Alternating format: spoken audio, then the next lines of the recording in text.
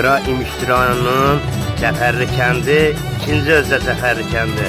Allah mübarək eləsin. Diğer akşamı da. İmişdə pişən, diyar beləncə olur. Dostlar, mən beləncə yemək deyirəm, ama beləncə. Beləncə yemək deyirəm, beləncə deyirəm, tərəkəmə yeməyə, baxın. Gözəlliyə baxın sən Allah. Allah mübarək eləsin. Belə yemək deyirəm, yəni kimin toyunda lazımsa problemdir. Səhvədən ömrə var. İmişli rayona.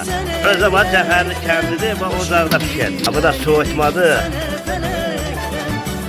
Bizim de bu da hündüşka hələ qaynayır. Bu da bizim akşamı. Allah mübarək eləsin.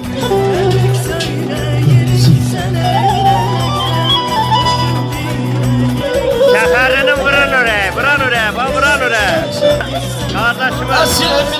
Evet, Allah Teala koy kısmet eylesin.